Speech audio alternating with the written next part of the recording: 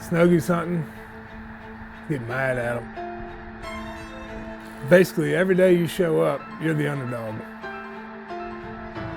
They're tarping the waterfowl with them.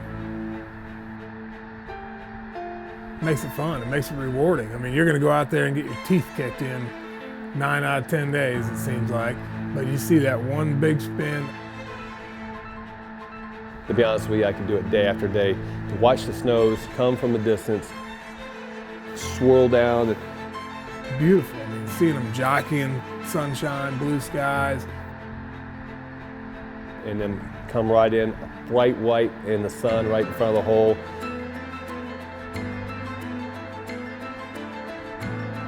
And I always say to myself when I'm watching them, like, you're one hook, you're one spin, you're one turn away from something you're never gonna forget the rest of your life.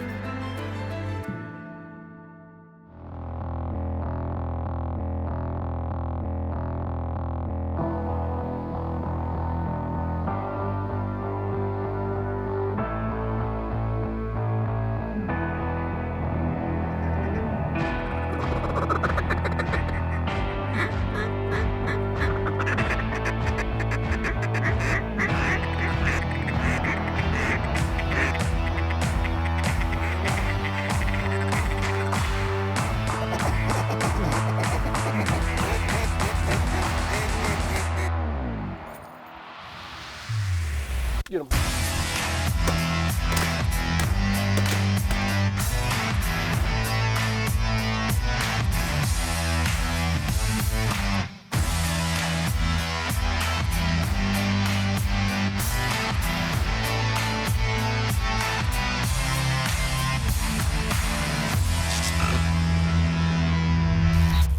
Ducks Unlimited Television is presented by Drake Waterfowl Systems, innovators in waterfowl hunting.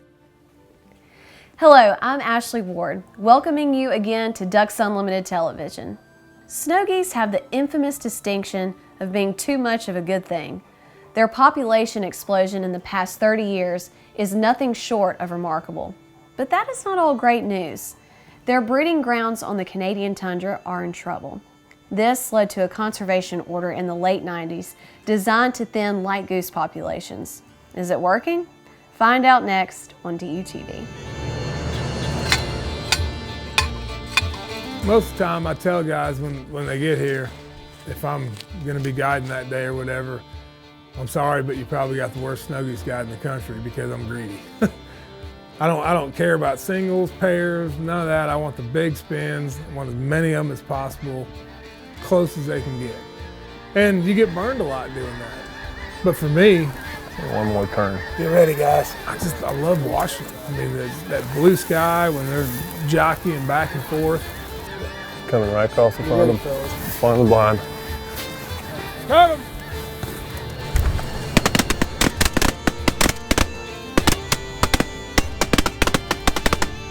But the minute you pull that trigger, that moment in time is gone. 100%, never gonna get it back. I just wanna get them close because at the very least, being the toughest bird of all to hunt, I owe them that much respect. If I'm gonna beat them, I want it to be fair. So we're here and joining Pete McGaffin. He invited DUTV and us to come out and join him and his party from Delaware. Got some high ones right there, Pete. Mm-hmm. So how long you been with DU? I started as a volunteer probably in the mid-70s. It's been a long time. I was born in '70. I was like, Pete's been involved with DU for 46 years. Yeah, it's been That's great. saying us a lot about your passion. It's a great organization. All these guys, when we met, all of them are heavily involved in DU donors, volunteers. They're all volunteers and they all worked and all came from involved with Delaware Ducks Unlimited. Delaware boys. Yep. Here we go, they're going to turn back in right here. Snow geese have adapted to predation by moving in large groups. That's a protection mechanism for them. They are so wild.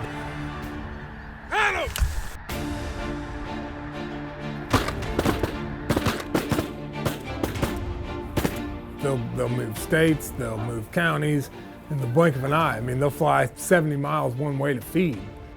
Them juvies pulled right out of the bottom of that flock. We've had a lot of adults here. Finally started seeing a little color 2 days ago. It's good to see that. We kind of got here as adults. Snow geese were moving north, and we're starting to get a mix, so we call it a little bit of color, a little bit young birds mixed in with the adults coming in, and to be honest with you, we hit it really, really good. Them adults, they're leading. See, the top of the migration are typically all adults, and they're really smart. Some of the geese are 5, 10, 15, 17 years old, maybe even 20. Very, very educated. And they start to migrate back to the tundra to go ahead and claim nesting spots and all that, and the juvies are at the bottom end of it. So the juvenile birds are a lot easier to decoy. It's just like that bunch there, they circle probably, I say they circled like 10 or 15 times, and the adults stayed up high, and there was a little bunch of juvies worked down, so it's a good thing. Ducks Unlimited Television is presented by Drake Waterfowl Systems, innovators in waterfowl hunting. Mossy Oak Shadow Grass Blades, the official camo of Ducks Unlimited. Browning Firearms, the best there is. And by Ducks Unlimited's Ducks Expo at Texas Motor Speedway, celebrating everything outdoors.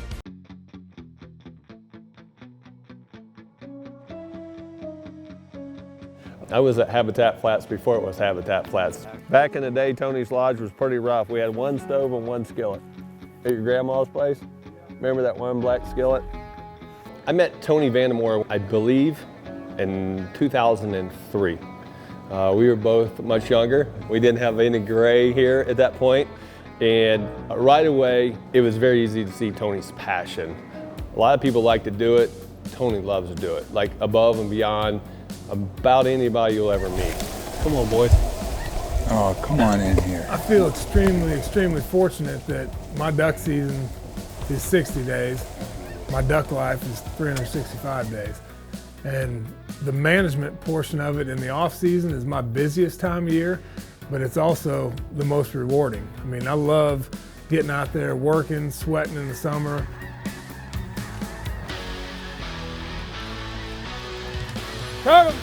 You know, providing that habitat for ducks, and basically you're just kind of setting the table and not knowing how many are coming for dinner.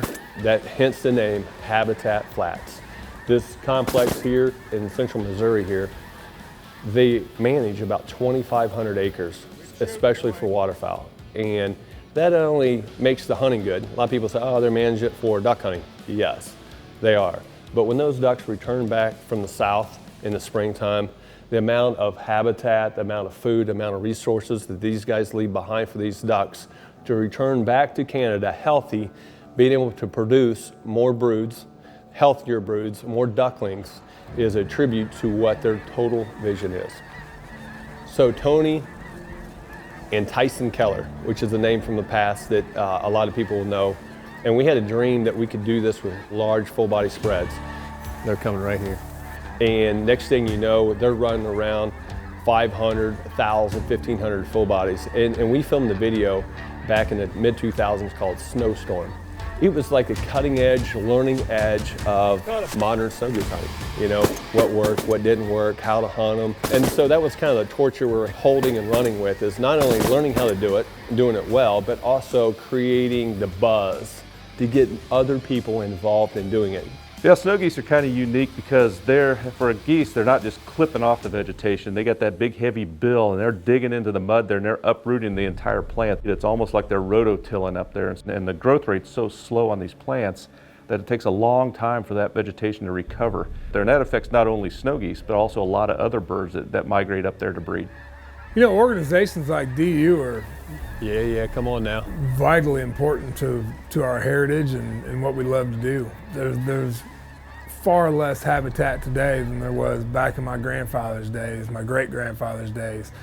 And it's kind of come full circle for me. I've got 2 little girls now, and I pray to God that one day they're gonna get to witness some of the incredible things I've seen in my lifetime. And We're very lucky, and DU is an organization that is so unselfish. I want young people to have the same opportunities that I have had over I'll the say years. where you guys come from, Delaware, Maryland area, the waterfowl heritage and the tradition is as strong as any place. conservation is the biggest role that hunters play. Get them. Whether you're managing private grounds like we do, you're buying licenses, supporting Ducks Unlimited, and that's a necessity. And then you get to see it all in the fall, and it's extremely rewarding. I mean, the conservation side of it, the habitat management side of it it's almost as much fun as the hunt for me.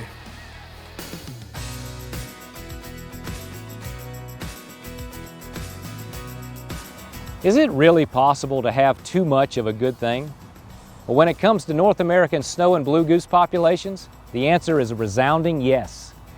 During the 20th century, lesser snow and blue goose numbers exploded, overcrowding their tundra breeding grounds and causing habitat destruction.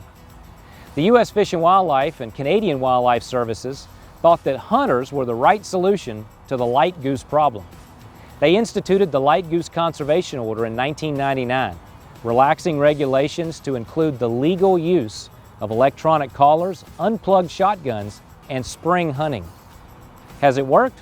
Well, 20 years later, the growth of mid-continent light goose populations has slowed, but the problem remains. The effects of overabundance may occur on Arctic staging and breeding areas, but these geese also deplete food resources on wintering areas like the Mississippi Alluvial Valley habitat, home to some of Ducks Unlimited's largest wetlands projects. Take advantage of this abundant waterfowl resource and give snow goose hunting a try. For more information on this order and other wetlands conservation measures, please visit ducks.org. DU Insights is brought to you by Mossy Oak Properties. Find your favorite place at mossyoakproperties.com. DUTV is powered by Browning Ammunition, the best there is. Mossy Oak Properties, America's land specialist. Purina Pro Plan, nutrition that performs. And Plano Synergy and Zink Calls, a champion in every call.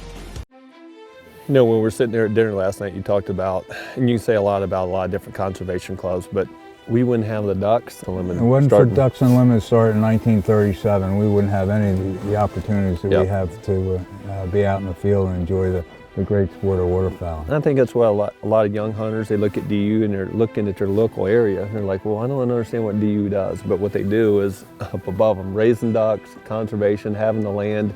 You know, and they've actually obviously started doing a lot of stuff down in the States.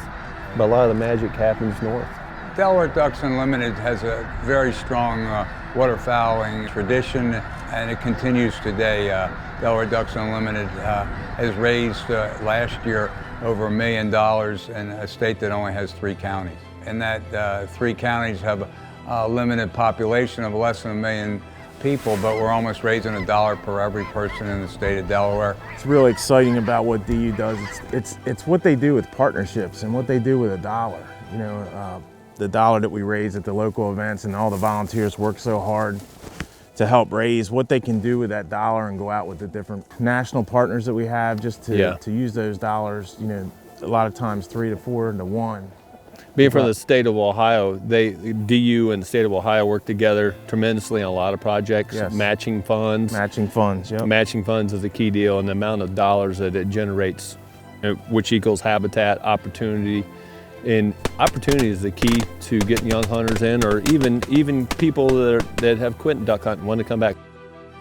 You know, in Delaware, being small, we have a lot of 3rd and 4th generation volunteers. It's very critical to continue the work that DU does in Delaware and throughout North America. It's a very important part. Water quality and water control increases the area ability to control water, so flooding's not an issue in certain areas, and water quality that services our estuaries. The Delaware and the Chesapeake Bay are being filtered by Ducks Unlimited projects. I think those refuge, especially observatories where they have things set up, just like we just got back from Mound City. I mean, there was 1 million snow geese there, and seeing all those geese coming in, it's amazing. You know, if a lot of people, waterfowlers, young kids could see that, they'd be like, I want to go do that right there. Oh yeah. Yeah. You know, we never get tired of it. No, I don't. I've seen it for close to 45 years. It never gets old. With my son, he's 20 now, and even my daughter, but especially my son, I would take him and his buddies hunting all the time. It's all about kids.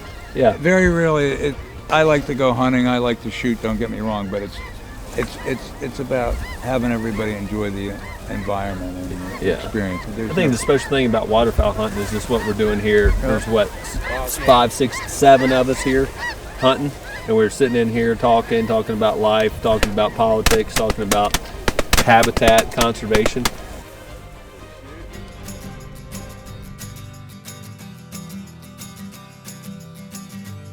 Let's see how we get our retrievers to hold those long lines to pick those distant birds that fall. First, it starts at a young age. We have Julep and Tom here to demonstrate how we're going to get the young dog to keep a straight line. We use a straight edge. The edge of a building, perhaps, or a fence, gives the dog a psychological advantage to run straight. Dogs don't necessarily tend to want to do that. They want to sometimes go in serpentine fashion. We've got to get Julep concentrating on picking that bird, and we're going to do it with a trailing memory. That means we drop the bird, walk back, turn the dog around when it's still in the fresh on the dog's mind, but line them down this straight edge. Yes, it gets the dog running straight. And then we begin to extend it further and further and further. And Julep's away, straight as an arrow, through the ditch, through the water, up on the other side, makes the pick. Is she gonna come back straight? Yes, with a lot of enthusiasm. This is how you get the young pup to take those straight lines, using a psychological barrier. Duck Dog with Mike Stewart is presented by Purina Pro Plan, nutrition that performs. DUTV is brought to you by Native Nurseries, hand-selected, hand-grown plants for wildlife. Higdon Outdoors, quality, customer service, innovation. That's Higdon. Biologic, scientifically proven wildlife products. Closed captioning for Ducks Unlimited Television is brought to you by Mossy Oak Bottomland, the official timber pattern of Ducks Unlimited.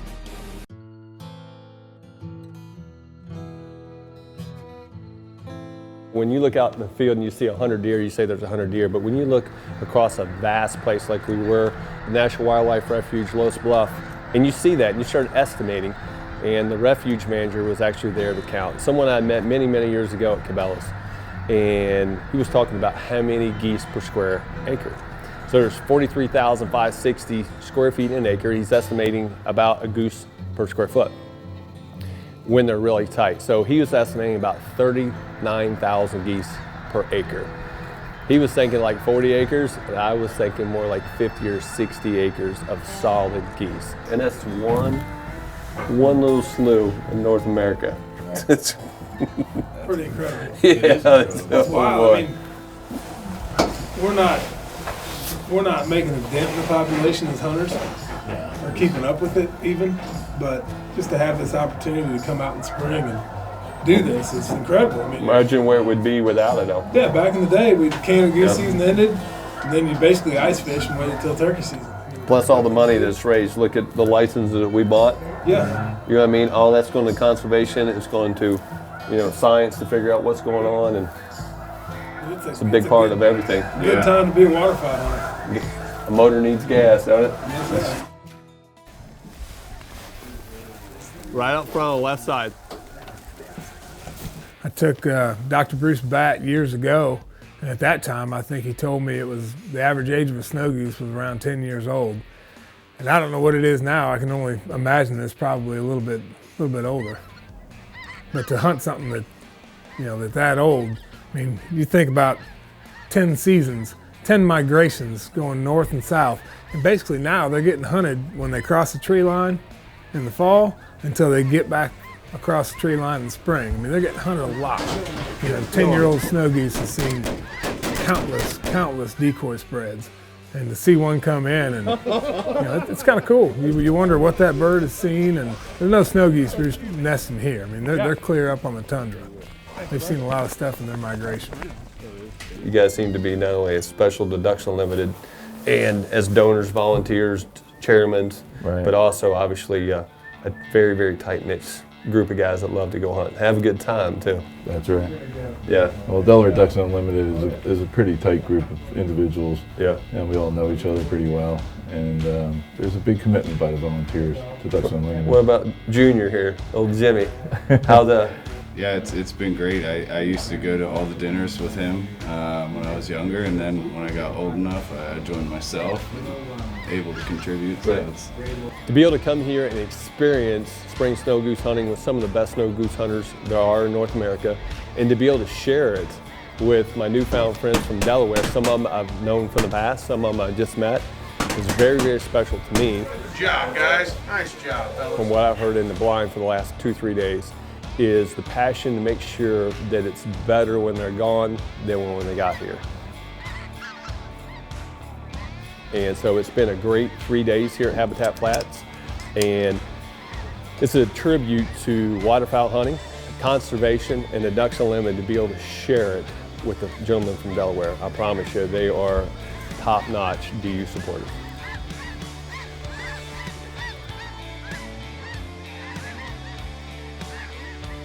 Electronic calling devices, unplugged shotguns, huge decoy spreads, these have become normal parts of the snow goose hunter's arsenal. It's fun hunting and an extension of the season for many waterfowlers. A special thanks to the Delaware DU volunteers who let us tag along on their hunt. Thanks also to Tony Vandemore and Habitat Flats for showing everyone a great time. Thanks again for watching DU TV, and learn more about the snow goose population dilemma at ducks.org.